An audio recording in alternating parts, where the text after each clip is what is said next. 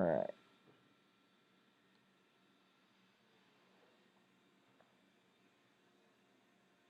Hey everyone, can you guys all hear us? I hope everything's all right. We ran into a little bit of a technical difficulty, so just let us know if there's any issues. Yeah, it was my bad. No worries. But I think we're good. I think we're Yeah. good. All right. Just like get going. Yeah, so welcome to week 16 of G5A's Yeah, Virtual Cinema Club. This week we did two films by the director Wong Kar Wai, Chungking Express and In the Mood yeah. for Love. Um, I'm Neeraj Jain. I'm a cinematographer based in California. I'm yeah. Sorry. Um, I'm Ishan Benegal. I work at G5A, and yeah, we should get right into it. yeah, perfect. Cool. I'm just gonna get the comments up. Oh, Um, my sound's really low. Is it better now? Anybody that can yeah. just hang on. Alright, yeah, I can see that. Um, How do I see the comment? so yeah, so I mean, I'll just Yeah, start going into it, we're but good. um, Chungking Yeah, Express. just get into it, man. Yeah, so Chungking Express, 1994. You know, very interesting storytelling. Um, at first, Mm-hmm. at first, I mean, in a way, it's almost like two halves to the film. Um, in a way. Yeah, it was like a weird, like two-part sort of story, right? Where Yeah. two different stories, Hmm. almost. Yeah, and there's kind of like just a few elements that kind of bridge the two. And even within Chungking Express, I think what was very fascinating is that in the two stories, you see like two almost not disjointed, but slightly different visual treatments. And, um, from the first half to Okay. the second half, I think. Um, I don't know. The first half, I mean, both. It's very. I mean, just like linger on that because I mean, at least what I felt was that like it. I mean, it was an interesting sort of just treatment of these Mhm. like two different stories, Yeah. and then I feel like what was tied together was sort of this like visual style ish. Mm. Okay. I don't know. No, so I agree with you in that sense. I think the first story to me. Okay, so I think. Okay, so I'll kind of backtrack a little bit. I think the first story to Yeah, me kind of pulled a little bit from like noir as a genre, yeah. and kind of Yeah. like with the I see scenes that. and worlds it explored. Whereas the second one to me, while it was also a police officer or a cop, to me it felt like it was not about him being a cop at all. It was about him. It was like a romance, Yeah. you know. So I think that's Absolutely. what I felt. Yeah. I think I totally get it. I think what I was surprised at least was that the in the first half in the first story, I think you sort of left like wondering what happens, right? Hmm. Because he meets this woman, who seemingly he'd want to arrest, right? Um, but then like sort of just like leave you like you're left on I don't know on not dissatisfied, but you're just like left without knowing what happens, right? They sort of Hmm. just like part ways. Yeah. Um, but it is kind of I mean I feel like there's enough. I think I messaged this to you when I said I mean when I finished watching it in the week. Like it felt like this sort of like Like a I don't tone remember piece, what I said. right? Yeah, no, it was just like this like abstract like existential like like expressionist Hmm. painting. Yeah. It's like. Because I mean, just like in the beginning, and Hmm. I think like the style or the choice of like um shooting it right Hmm. with the movement and everything, it just felt so just like this world that you were just sort of like engulfed in. Yeah. Exactly. So Yeah, I mean, we can jump in a little bit into the technicalities of that later, but I think it's better, like it's better to talk about as a concept more to start at least. Yeah, Um, yeah, yeah, like visually, I think that sequence, like, so that's the thing. The first, I think a lot of what the style of Chunking Express pulls from is this like almost like in the it's very in the moment. It's very like in the documentary world, you kind of refer to it as verite, kind of this fly on the mm, wall, just picking moments to shoot. yeah, yeah, And that's where you get those, like, the rhythm of the scenes with the jump cuts. And there's yeah, so it kind of um I wouldn't say it follows like it doesn't follow like traditional narrative structure, but it kind of um it's very free in a way. It feels very freed, and hmm, it's a yeah, it's a yeah, yeah, style that's very unique, I think. And I think, I mean, I don't know, I'm curious to like find out or read more about like the behind the scenes of it and like the budget and stuff like that. Because the other thing is that some of the methods that they shoot in, it seems like something that would be very a part of a low budget film that's shooting on right, locations. right, Whereas like when you get to something like In the Mood for Love, and you see how composed it is and how drawn out those shots are and how yeah, everything is kind of, I mean, it's like a concert, how everything yeah, kind yeah. of comes But together. do you feel it's like it's like so tied to the budget though?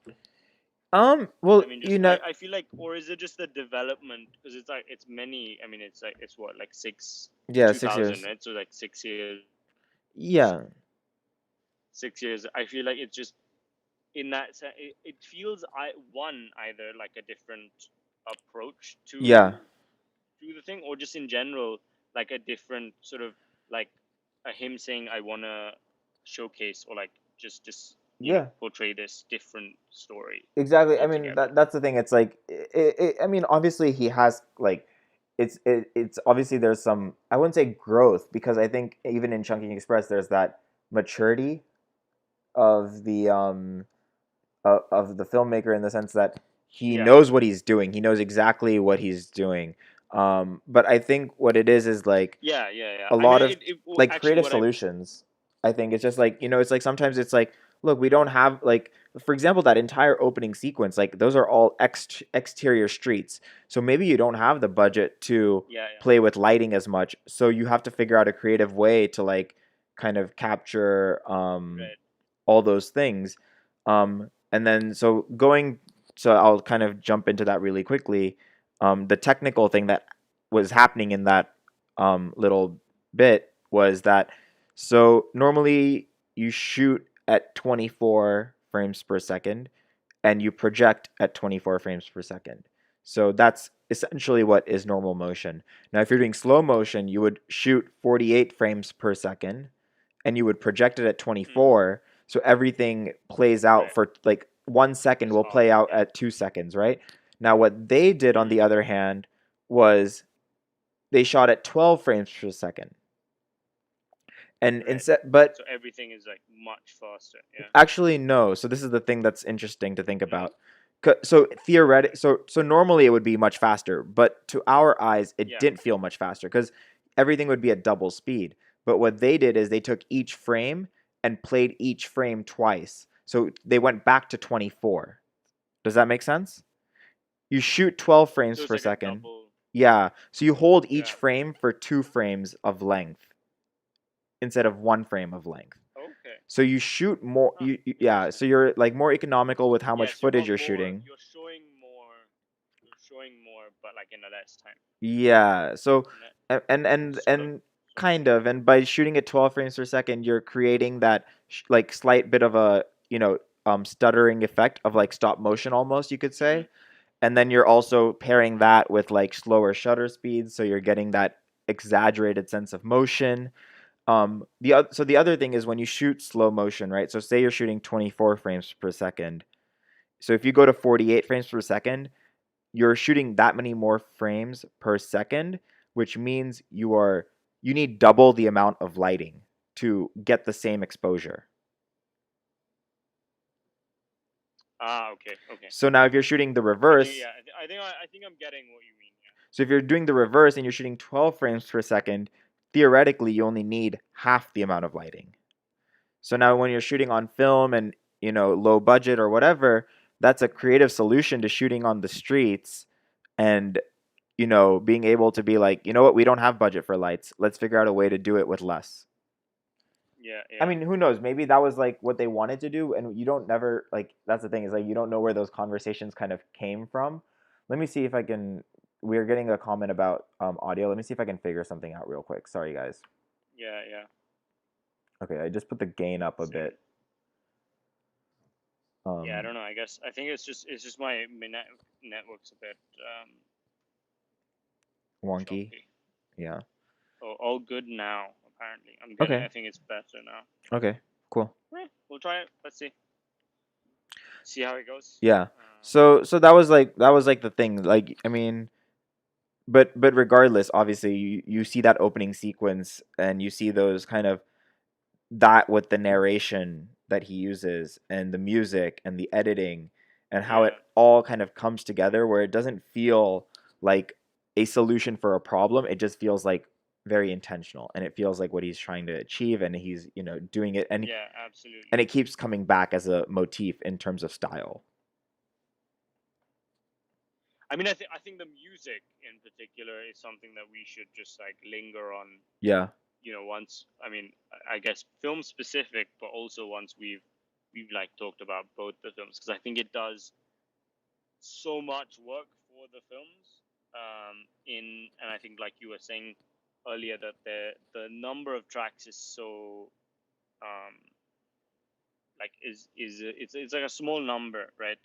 Yeah. um There's like 3 or that he 4. uses, yeah, per film I think. And but they sort of like build themselves into being I guess like sonic motifs almost, right? Mhm. Where you I think you were mentioning this, maybe I don't know if it was on one of the cinema club chats that we were having or just separately, but it's that like in kind of in like shows or films, they sort of like work like theme songs. Like I think we're talking about like Avatar, Mhm. and then like the soundtrack, like when like they pivot to this other soundtrack or this thing, and then like what you're supposed to feel, Yeah. and Or just like a and reminder. Yeah. yeah, exactly. Like it's sort of like remind exactly. I think a reminder is a good thing. It sort of like reminds you of like a previous emotion that was Mhm. possibly evoked or what you're supposed to feel. And I think that happens so much in both films. Yeah. I think, I mean, personally, I think in Chungking Express, perhaps it's a bit more heavy-handed, and Mhm. in the Mood for Love, it feels more conscious or more intentional. I think, I mean, to me, like, In the Mood for Love is a little bit more, I would say it's a bit more classical in a way in terms of the Yeah, style and the techniques used and stuff. But we'll get to that down the line. I mean, yeah, yeah, with Chunking Express, I think, like, some of the techniques he uses, right? So it's like you have the visual style that he's using, which is a mix between, these technical techniques, but then also just the general shooting style, which is verite. So it's yeah, the camera is not um the camera is not linked, at least it doesn't feel like it's linked to the scene or the characters. The camera movement, like kind of like what we discussed, like, just recently when we were yeah, breaking yeah, down the scenes, the camera movement's not coming, it doesn't feel like the camera movement's necessarily coming from the script or the decisions are coming from the script. It's more like these actors are breathing and living in this moment, and then the camera is just there like a documentary camera or like a yeah, news yeah, yeah, camera picking up absolutely. moments in different takes, and then he's cutting from these different angles, Yeah, and it's and then that with the editing technique, and then also obviously the cinematographer and the angles he's choosing to do this method of shooting or this technique of shooting, um, very poetic, obviously. So there's like this yeah, yeah. visual poetry to the whole thing. So it's more about, I mean, I think yeah. no, I think I was mentioning this in another film that we watched. I'm blanking on the name and director right now, but it was that like you feel in a bit in that like documentary zone, but also in the zone that like we're getting to know, like we're meeting these people, Mm-hmm. right? In parts of their, I think it was Yi Yi, Yeah. and Taipei Story, by Edward Yang, but um, it was just like it also felt that way with these two films. It's that like we're meeting these characters, right, at this point in their lives, and this is what we know about them. And then when the scene changes or like it moves, where we sort of like have been away and then we meet them again, Yeah. and it's sort of like we have to like we're playing catch up in terms of finding out what's happened to them, but Mm-hmm. everyone else knows, right? Like all the characters in the film know what's happened, they're up Mm. to date. It's sort of almost like we're the only ones that need to find out, which I feel like is an interesting thing, because normally it seems to be the other way around, right? Like the Yeah. audience knows everything, and the Yeah. characters in the story or in the film like learn Yeah. things much later than we do. Mm-hmm. Yeah. I'm also like curious to find out how like the idea of Express was kind of like conceived in a way, Yeah, because happened. Yeah, like there's the first half, there's the second half, and like is it something that he wrote as like two shorter films and decided to make into one, or but them. Yeah, and then because they drew. do seem sort of disconnected. Yeah, I mean all you have is that store with that owner and then the girl working Yeah, there. That's he's the the one common that factor. connects. Yeah, So, exactly. is that something that was built from the start, or was that something that was, kind of like these two ideas that he figured out a way to combine them and make into a single piece? Yeah. Um, and there's obviously so much to be said about these two cops, where like the way he decides to show them in a way. Hmm. Yeah, I mean, I think one is also one feels a lot younger. Yeah, I think he's like 25 or Um, something in the script. It says like 25 or yeah, like it's 26. like his 25th birthday, sorry. And like he goes for a run after that, like whole night and everything. And then the second one, who's the same actor in The Mood for Love, Yeah. the second cop. And actually, I think the first cop is in House of Flying Daggers, so that's quite Oh, yeah, interesting. yeah, yeah, yeah, yeah. You're right. Because he just like he like looked really familiar, and I'm like, why does he look so familiar? Yeah. And then it sort of like made sense when I looked it up. But yeah, I think it sort of also just like does a good job of like showcasing these two cops like different points in their lives, right? Because this one is like 25 and like feels sort of like isolated or like alone, and then this other guy is a bit alone, but like not as concerned about it. He's more Mhm. concerned about like the relationship he's in or just out of, Yeah. you know. Yeah. Um, Um. and I think they're just like interesting, and I think the waitress also, who sort of just like Mhm. starts cleaning up for him, Mhm. Yeah. is a very interesting. Yeah. Um, I also like it just seems really, like yeah, go on. I was also gonna say like in that sense, like I thought that was a very interesting like relationship or dynamic. It was I, there was something about it that didn't feel realistic, but then there was something about the characters and the way they performed and the way it was directed that the whimsy of it just worked. It was like you didn't Yeah, question yeah, it, um, which is interesting. I also thought that the final scene was just beautiful, where she goes back to the store to check in and she sees him there and he's like, how do you expect me to show up to a location where I can't read it or whatever? And then yeah, yeah, she writes him a new ticket and she's asked him to where, and he says, to wherever you are. And I thought that was really like just a yeah, great yeah. moment in like script. Yeah, I mean, I think it had like the potential to be a little too over the top, Mhm. Mhm. like a little too saccharine, maybe. Um, but I feel like it just like works because you're sort of in that world, and like you buy into that like context, Yeah, exactly. you know. Um yeah. No, I completely agree with you. Do we have any questions or comments from anyone Yeah, at the moment? there's a whole like conversation going on that I've been Oh, like trying to like figure out jump in. where do we like Yeah, jump in. by the Yeah. way, I know I kind of quickly Um. went through the whole thing about the frames per second. If you guys are interested, I can obviously like expand on that or go a little slower, but if you Yeah. guys don't care, I mean, then I think we're like planning yeah. at some point. We're like planning to do a bit of like a recap newsletter type of thing. So Hmm. maybe that's something that we can Yeah. like include in there. Yeah. Um. But yeah, if Right. anyone So has questions I'm about gonna that, try and yeah, I'm gonna try and do a like quick. yeah, It's recap. like a lot. It's like a nice conversation. Yeah. Awesome. Okay. So let's see. Let's see. All right. So Ritika 23 asks, don't they do a similar type of thing for animated films now? And then she said, I think they did for Spider-Man Into the Spider-Verse. I'm not sure what that's about. Yeah, Was in that about the screen, probably in the the frames camera? per second, probably the yeah, I mean animation Yeah. um depends. I mean a lot of animation back in the day they used to do it at lower frame rates. So they would maybe make only, you know, anywhere from 8 to like 16, I think 16 if I'm not mistaken. Frames per second is just less to animate, less images per second.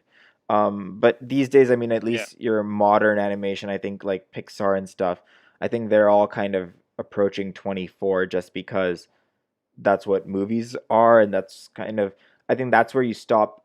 Makes sense. The reason 24 kind of came about was that's where you stop seeing the individual images in a second. You know, anything apparently less Also, than it flows like as a narrative well, over it just flows like a video. Like it's what we see as video these hmm days. But really, you're seeing Yeah. 24 images per second. Or like what you'd see like Perceive. visually. Yeah. Yeah, so you just perceive it as motion as opposed to choppy images. Yeah. And like just so you guys, I mean, if you guys are interested in looking into it a bit more, um, you know, The Hobbit, and then Ang Lee directed like Gemini Man, and all, there's a few like directors who are all about higher frame rates. So they're like shooting and, you know, shooting and showing the film at 48 frames per second or 96 frames per second, I think. So it's just higher frame Oh wow. rates. Um, it hasn't really What does that feel like? it hasn't really caught on. I think the best way to explain it, to be honest with you, is it starts to feel a little too hyper realistic, like a video game. So it's like too many images per second. Oh, okay, got it. So it's like moving really fast, kind of like Y- Call of Duty or something. Yeah, it loses the sense of. I mean, I think just as humans, because 24 frames per second has been the normal for what Yeah, 100 years now. So if it's been the normal for 100 years, for us to understand and like adapt and buy into that other idea of 48 frames per second, it takes a lot of effort, and it's too foreign to us. yeah. That makes sense. But yeah. Um, Other sequences that have done something similar with the 12 frames per second and then playing each one twice. I know some of the sequences in Wolf of Wall Street where um, Leo is on drugs, um, Yeah. to kind of capture that Where he's like effect. driving the car. Yeah, they've done stuff where they shot 12 frames per second and then played each frame twice. Gotcha. Nice. Okay. There's something about I think about that the frames per second bit more. Okay. So one second. So hang on. Yeah. So the second, I think there's a Kritika said I thought that too similar to animation stop motion they mentioned. So I think we covered that bit, and then she said it. I like the stark difference between the opening scene and the scene that follows it is where I think I really noticed the effect of the pacing rhythm of the speed. Mm-hmm. And then, like I said, in both films, I feel like I was peeking into their life instead of being introduced, Yeah. which I think something that we were talking about. You know, because it does feel that these are fully fleshed out people, right? That we're sort of just meeting by chance at this time, like we Mhm. would in any sort of normal scenario, Yeah. um, right? Where you like meet somebody and they've sort of been on they've been doing their thing, and you sort of like meet them at this point in time. Yeah. And it sort of feels like that. It feels a bit natural, more so than in like perhaps a normal, I guess a more conventional story where there's like what their normal life looks like, and then like we talked about earlier, there's that inciting incident, right? Um, Yeah, I agree. I think also like the other thing that I noticed a lot, which was interesting, is because he doesn't use it in the method that it's traditionally used. Is that he does a lot of Dutch angles or canted angles, so he'll shoot mm, it a little tilted or yeah, whatever, yeah, and not at all afraid to like just kind of commit to that as an idea in a given scene. yeah. Yeah. I think that's about Chunking Special particularly. There's one last comment that says, I read somewhere that these were alternate realities, both the stories of Chunking. And then they have one moment where the realities meet, which I Mm. don't. That's it's cool reading. Interesting. Interesting thought. We can check up Yeah. if anyone, has some links or something about that. Yeah. Please share uh, in the live chat or in the Telegram group, which we'll share a link in case you're not a part of it. Feel free to join. Yeah. Yeah. Yeah. Um, we chat a bit more about the films sometimes. Yeah. And then also, yeah, I think That's it for that's it. Chungking. Particularly, Cool. yeah, yeah. Um, I think somebody mentioned, yeah, an intermission on filming shots like that. I think like the hectic nature of the first half of Chunking and the music and the camera work, I guess. I think so. Maybe we can look at that of as course. something in particular, like maybe a anatomy of a scene, Yeah. um, part two or something. Yeah. Yeah. Yeah. Of That course. might be cool. Yeah. Um, Um, yeah, I think that's about it. yeah. Cool. Um, yeah, and then I guess that's like a good segue into In the Mood for Love. In the mood for love. Um, I mean, just like what a film, man. yeah, I loved it. I think both of them were just like incredible Yeah. in like their own way, like very different. Mm-hmm. Um, I think we both. I mean, I think we both felt that they were like they just like create such a mood, um, in their own right. You know. Yeah, I think also In the Mood for Love is um, just like from start to finish, just very well crafted. I feel like everything is Mm-hmm. very deliberate. It Yeah, feels very like it's to like me, very choreographed. yeah, very Ozu-esque in a way. Yeah, yeah, Very Ozu-esque. Um, but yeah, I just really I was just amazed. I mean, just start to finish, the performances are amazing. Um, yeah, the characters. I mean, it's really just a two-character story at the end of the day, yeah. and And I it's mean, I think what's amazing also is that like you're left as a viewer to figure out so much, right? yeah, Um, in a sense, not in a bad way. I mean that like in a good way. Is that like we're used to so much, at least today in like modern TV or cinema, that like everything is sort of spoon fed, right? Like we know everything that's happening, all of that stuff. But I feel like here, things happen and things move without you necessarily being on the same page immediately, mm-hmm, right? yeah, Like there's some bits like it goes from one scene to the next, and then it's been some time since they've met, right, um, and like things have already changed, or like things have happened that we aren't privy to yet, yeah, until they start talking, you know, and then we're like, oh, okay, because I get okay. Hang on, I think we should. I mean, just like give a brief summary of the film because I think we just like jumped into it. yeah, Um, but basically, it's the In the Mood for Love is this story, about these two couples that move in this building like next to each other, right? They let the room, one room of two separate apartments. So there are like other families living there, and they're sort of like very um, they've got this like very like neighborly and like community sort of atmosphere, right? Like they play mahjong together and all of Yeah. this stuff. And then and what's incredible is that you go through this whole film seeing the husband of one couple and the wife of the other couple only, right? Like Yeah. that's it. Like you don't meet their spouses If at anything, all. you I think you Like hear their voices. That's it. you hear their voices, but it's also like when you could meet them, like I think in one scene Mr. Chow like is like knocks on her door, and then Mr. Chan opens the door, right? But we don't see that, right? Like it's sort of just like this wall, and then he's standing in front of the door, and then you just hear the voice coming out. And same with Mr. Chow's wife. Yeah. And I feel like that's such an incredible Choice. like show of, yeah, it's a choice, but also just like a show of restraint, Yeah. you know, because it would be easy. I mean, sure, I'm sure it's like easier not to show that character Yeah.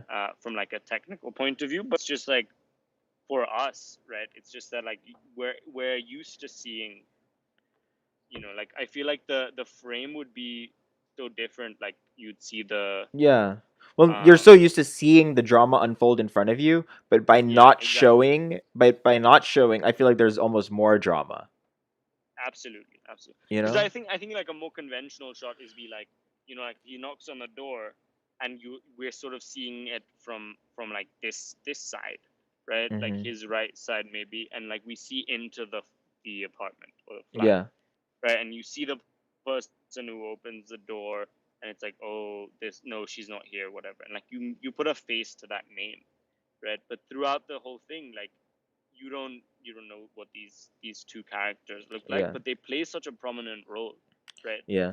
Which was such a Exactly. fascinating. I mean, such a fascinating thing. I think also the thing is that when you have actors like that, like I think it's Tony Long and Maggie, I forget what her Mm-hmm. last name is, but when you have those Maggie two, Chung, I think. Maggie Chung, when you have those two actors, I mean, Tony Long's incredible in everything he's done. Um, Yeah, you can just stay on the face, and you know that just from the audio of the husband of the other husband, you'll get everything you need, like in the reaction shot that covers all yeah, that missing yeah, information or yeah, yeah. whatever. So I think it's like a big testament to obviously the performers and the directing, like from a performance standpoint, not from a technical standpoint, Absolutely. even. No, I mean, I think that there's so much emotion is conveyed, Yeah, right, in those. I feel like in the non-reaction or yeah, like the non-comment or like the hmm, non-remark, yeah, right? Like you could, you know, like you could imagine him or her saying something, but it's sort of like that moment that you see, you know, that they've received this information that maybe they're not hmm, expecting or not, you know, yeah, not they don't care for, and then it's sort of that like one split second mm-hmm, um, where they're gonna like they yeah, might respond sort of freely, mm-hmm, you know, but they sort of like control themselves and they're yeah, like, oh, okay, great, like I'll leave you be, yeah, like thank you, like, you know, whatever. mm-hmm, um yeah, and and I feel like we're seeing so much, like you mm-hmm. get so much out of it. Yeah. I mean, it's interesting because also in Chungking Express, you have these like, these sequences of frenetic energy and just so much happening, and the camera's moving, and it's just so much. And in Yeah, this, you have these like almost omniscient slow motion moments, the exact opposite, almost super slow motion, where the camera's just slowly gliding across, like that noodle shop every once in a while, and like some yeah, other yeah, yeah, places, and these empty spaces, and it's like very, devoid of people. It's very empty in general. And then these slow motion shots, and you just see them almost like just like brush past each other, as they're going up and yeah, down those yeah. stairs, and it's just so beautifully I done. mean, I think also the music and the sound, Mm-hmm. like the score comes in there as well, right? Because like when you see Yeah. them walking uh to and from the noodle shop, like that I feel like that sound, like I'm hearing it now, right? Like Yeah, yeah, those I think those strings or like or whatever the instrument was like are starting to play. yeah. It's You know, and like beautiful. when they're walking in the hallway, like it's just it sort of like works perfectly as like this motif, Mm-hmm. you know. And I think we have some comments about that. I'm just gonna read those. Yeah, yeah, yeah, of course. So Ritika said the interactions between the characters sort of reminded me of a high school romance type film because they were passing each other in hallways and in the city. Yeah. It's kind of would I would yeah feel that. And then Priyanka Patel says, "In the mood for love, so reminded me of Murakami's Sputnik Sweetheart, not directly but the essence. And apparently, the film was inspired by a Japanese short story. Oh, I haven't read that book of his yet, interesting. but I know it's a great one. Yeah. Yeah. Also, something about the way it was some of the hallway shots and some of the the frames within frames and the enclosed spaces, they kind of started to feel very Ozu-esque to me. Um, which is Okay. interesting that Just I go on, mean, talk about it more. there's like some sequences, where it's like you're looking through a doorway into the mahjong room, for example. Yeah, yeah, yeah, You yeah, know, yeah, yeah, yeah. and it has that And there's sort of observational yeah, quality to I it. know exactly what yeah, yeah, yeah, yeah. And there's sort of that I think that bit where the two of them I'm trying to remember now are like sitting somewhere Yeah, and we're seeing them through something, right? Like there's something like just at the top of yeah, the top yeah. of the frame. They're like confined in some way, by maybe by Yeah, society that they can't like go through with this like unspoken romance, like thing. romance or whatever that's Yeah. brewing Well, I between mean, them. I think it does sort of end up being that he wants Mhm. more, right? Mhm. Or like a more Yeah. explicit romance, and she's sort of happy with this like friendship, companionship Yeah. thing. It's also really funny to me to think that like how like how a director that like could maybe, I mean, say he pulled from Ozu or like reminded me of Ozu, could also Yeah, go ahead and make something like Chungking Express on the other side, which is the exact opposite. It's yeah, just yeah, like, yeah, I mean, it's diametric opposites, yeah. but I think I mean, I think those the two together was so like I feel like I learned so much, right? Just to like watch them side by side I almost. think I would say Is that that like you see what people I mean, I think the just in range. terms of like from like a creative process point of view, like you just see what like people are capable of doing in Yeah. some sense. It's like that you don't necessarily have to just make one type of film or like showcase one type of story in a different way. Yeah. Which is kind of heartening. But I would say like of the directors we've seen, I feel like he's shown the most range in a way. The Like, most range, yeah, yeah, I it think so. it's like the I'm less trying to think of which prescribed. one. I feel like for him, I mean, range, but I think it's like less prescribed to style, and I think his like, the thread that is common between both is kind of just his strength in understanding tonally what he's trying to achieve. And then you take hmm that like Yeah, tonal treatment and then like you go all they out. fit really well. Like the treatment and tone of the film fits the story And really this, well. yeah, and the style. Yeah, yeah, yeah, yeah. Absolutely. Hmm. I'm trying to think of some of the past films that we've seen that do this kind of work, like this kind of Hmm. that like showcase this. I'm just The range. yeah, yeah, the range in particular. So another thing I wanted to kind of talk about real quick, but I mean, are you getting some comments? I'm just checking. Okay. Well, so one thing that I thought was interesting between both films is he kind of does like, he takes you through the entire film and then he kind of adds, I don't know, you could call it like a coda of sorts. Like he kind of goes a little bit back and then does this thing where it's like, so like for example with Chunking Express, it's when that girl, you know, it switches to that girl's perspective of that date where she showed up early but then left Yeah, yeah, because yeah, it got yeah, yeah. crowded, and then she shows up at the restaurant, or the where she used to work, that little snack shop, and then she sees, him there, which is like a little kind of a coda moment. And then, sorry, did I freeze up? Okay. No, no. Listen. Okay. And then you have another coda in the mood for love, kind of where they kind of split off, go their own route, and then she comes back to that original house that she lived in and moves in, and then he comes back to, like, visit or whatever, but then doesn't realize she's there, and then you have that scene in, I guess, Angkor Wat and all of that in my Yeah, yeah. yeah. So I thought that was like a really interesting thing where it's like, I guess that's kind of like the resolution of sorts in a way, but it's Mm-hmm. also very it's kind of that, well, at least in the mood in the mood for love, it's kind of like a little bittersweet. Yeah, yeah. I mean, I think it's interesting in just the way that like you hear him talk about that practice, right? Mhm. About the secrets, Yeah. and then we see that at the end. It kind of, and then again, we do see it directly, right? But then we Mhm. also see it through someone else's point of view Yeah. when the like monk sort Yeah. of is there. Yeah. So I think that kind of it just reinforces that thing, and we've got like a solid conversation going on. Nice. Again, seems like a nice thing. So I'm just gonna okay. So I think this is the first comment by Sukriti.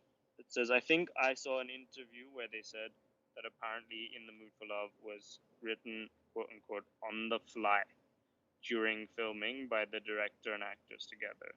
You don't see Interesting. that in the way it's made, which is weird because you definitely don't see that in the way it's made. Like You it know what? seems But now that I'm thinking about it, like in the performance and the way those scenes are performed, it's possible. I feel like what they might, okay, so like I don't know how, like, fact or fiction type of thing, myth or truth. Yeah, yeah. Maybe they had an outline, but then maybe the dialogues and the certain moments and the beats were discovered Yeah, on yeah. set, But you see, I mean, I think you see that like that's more of a common practice, right? Exactly. Is like especially You have strong actors. when when you have strong actors, especially, and I think that's believable. Like I think if it's sort of like okay, this is the story and these are the ideas we want to like convey.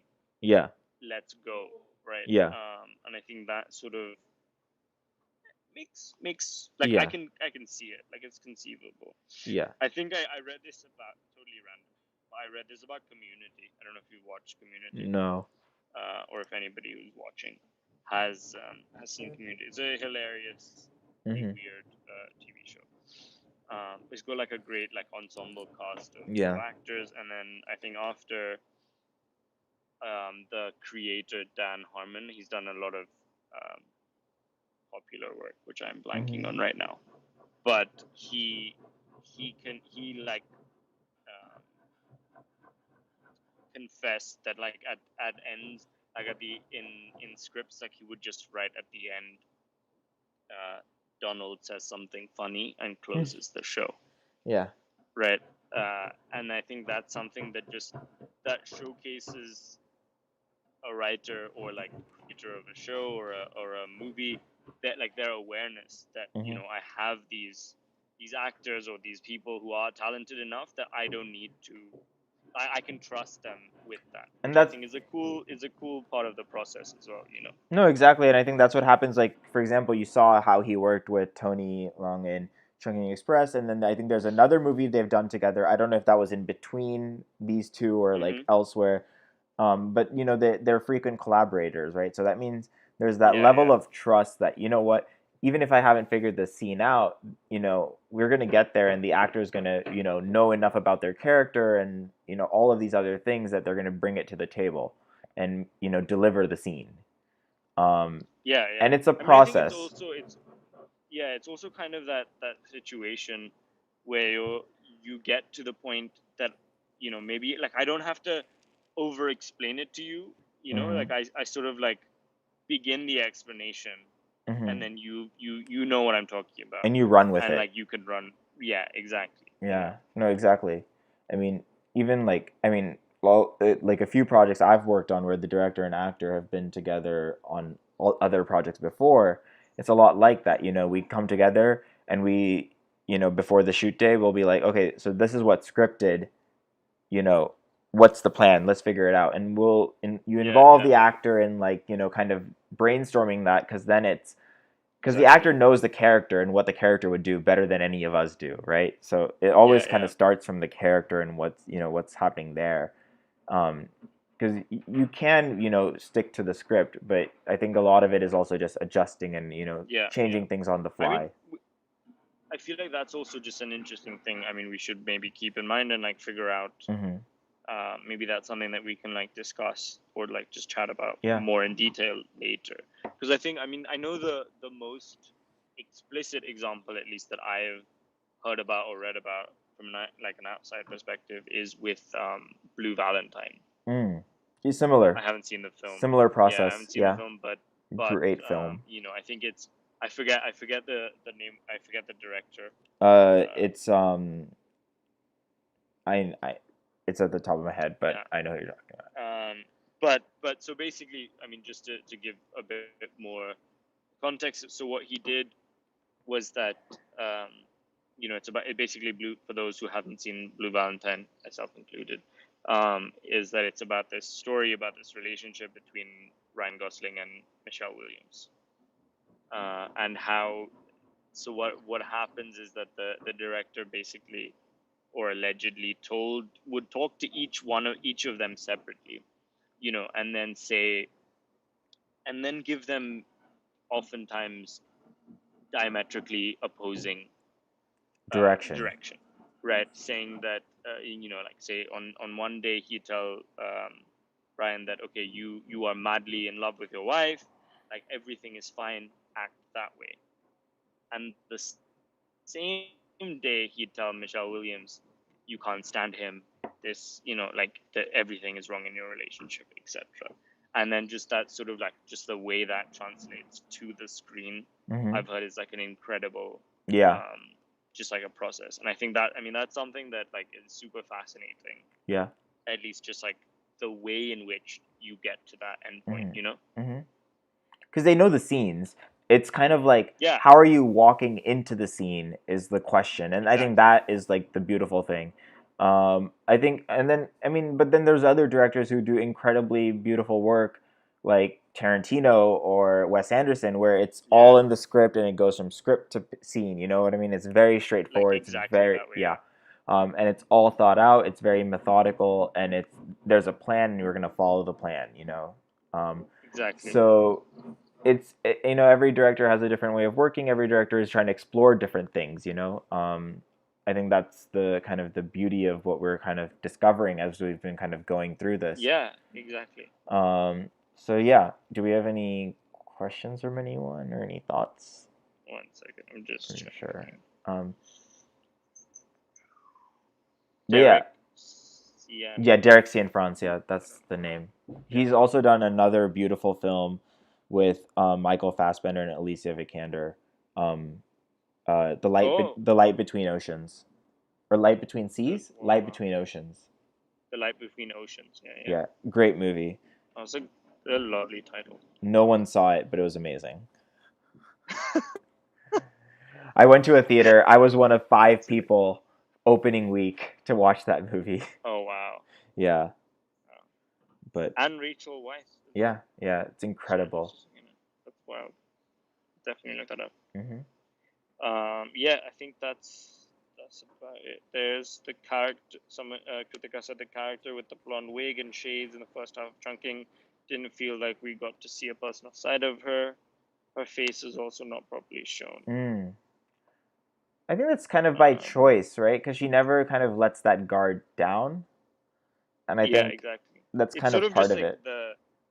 I feel like also it's just this like creating this idea of this person, right?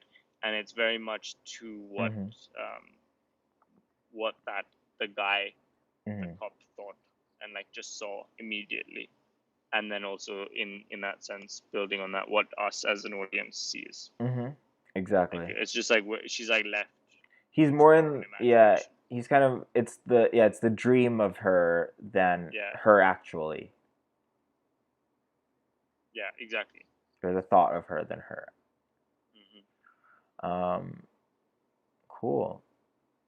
Yeah. Do you have any more thoughts about any of the films? I Uh, mean, I'm just trying to think. yeah, No, same. I feel like they're just like really memorable. Mhm. And I Yeah. will.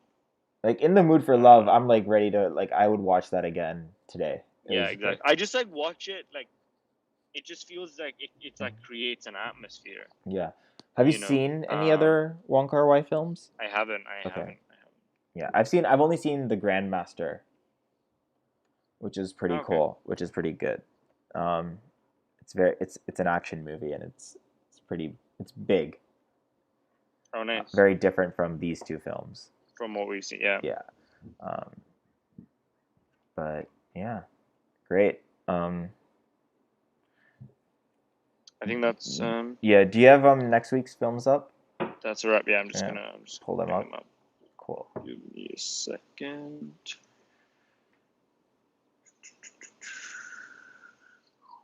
Oops, sorry. I don't know why it's not done. Sorry, just give me a sec. Yeah.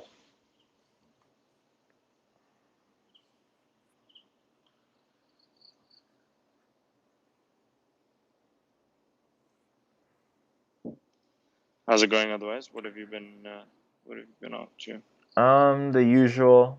Um, The usual. you know how it is. How the music videos? How's the shooting going in Um, lockdown? Have you I was just shooting right before this. It's been interesting. We're shooting with iPhones and we're trying to get, the yeah, artist's brother and the other actor's like friend to like kind of figure out how to yeah. shoot it.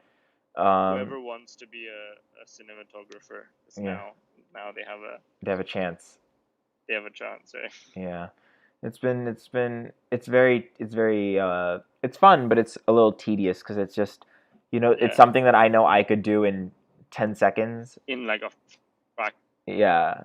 fraction of the time. Yeah, Yeah, it's just like also like it's so intuitive, right? Because it's like I know the difference between panning left versus moving the camera left 2 feet, physically, yeah, um, and how that adjusts the frame. And so like explaining those minor differences to someone or like convincing them, and also when you're shooting a long day, the person who's behind the camera who's not in the video at all starts to lose interest and is like, why am I even here, type of a yeah. thing. And then it's just like keeping their morale up and like, come on, we got to do this, power through. You're doing a great job. So that's also a big part of it. I feel like you're just sort of like managing their like expectations Yeah, almost, yeah, right? yeah, and like yeah, it's like that's the other thing is like people don't understand that sometimes like the specific camera move or something will take 10 takes. So then it's like, sorry. Yeah, exactly. I think that's also something that like it sort of becomes muscle memory almost, right? And like Yeah, exactly yeah. what you need to do at that point, and sometimes it's like harder. Hmm. It's harder to like articulate. Yeah, or like Um, for example, even like with a certain shot, there's like a certain like pacing to it, the way it breathes, and it's like yeah, yeah, in your head how you envision it. So it's like, but yeah, conveying that to someone else who doesn't have the experience yeah. necessarily, But it also becomes I tough. feel like it's kind of like you're adding another layer, right? Yeah, Where it's like director to you as cinematographer, yeah, and then normally that would be it. Like, and you'd get it, and you'd like prep and yeah. be ready, right? I mean, But in now it's sort of like director you, and then somebody else who like doesn't yeah, necessarily have that background or experience. yeah, because like at least in like the U.S. for TV shows, at least there's like under the cinematographer you might have three camera operators, right? And really the Yeah, but they cinematographer is know, looking at monitor, exactly. but Yeah, they know what they're doing exactly. So camera operators are great, but yeah, this is just it's fun experiment. yeah, Definitely learned a bit because there's another project I'm doing soon after this, so it's good to know what works, what doesn't work, all of that. yeah, exactly. Yeah, No, I'm sure. I mean, we can. I feel like what would be cool is like if we did sort of like a workshop type of thing yeah, of like shooting in lockdown. We yeah, can see if there are people that are interested in that. yeah. Of course. We can figure those things out. All right, so sorry, so finally got it. So we're doing the director for next week is Bruce Lee, and the films we're watching are Way of the Dragon and Enter the Dragon. So it's Yeah, exciting. yeah, it'll be a fun week. I forget which one, but one of the films he's the action director on, and the other one he actually directed himself as the filmmaker. Oh, Um, nice. Okay. yeah, but it'll be an interesting, fun little Yeah, that's awesome. change of pace from some of the more serious movies we've been watching. Yeah, yeah. I Um, think it'd just be a bit of good fun as well. yeah, and also it'll be Um, interesting to talk about action and kind of how they shoot it and stuff. I mean, yeah, yeah. um, I mean, it's so much more like choreography, exactly, right? And exactly, yeah, there's so much that we don't see that hmm goes into it. exactly. So, But yeah, I mean, I think that's that, and we'll see everybody next week. yep. All right. Yeah, so I mean, I guess I was just signing off. I guess thanks for joining week 16 of the G5A Virtual Cinema Club. We hope you enjoyed it. There'll be we'll add the link um, to the Telegram group in the subject or whatever it's called below, and like join that. And obviously, like if this is just sort of one of the things that we do at G5A, and if you sort of you know if it's of interest to you, if you like it, if you'd like to support it, we have an art fund, which is the arts are resilient today. Sort of just helps to keep things going for the season ahead that we'll get to once we can get back to the physical warehouse space. Mm-hmm. After things sort of like stabilize after COVID and all. Yeah. But yeah, so I mean that's something that's running for a bit. So even I mean and it really doesn't matter how much you can contribute. Just anything's great, Mm-hmm. and feel free to share it with people. And yeah, I mean we'll be back next week with Yep. two movies by Bruce Lee. Yep. Thanks, guys. Thanks, guys. Take care. Sorry for the network issues. No My worries. bad.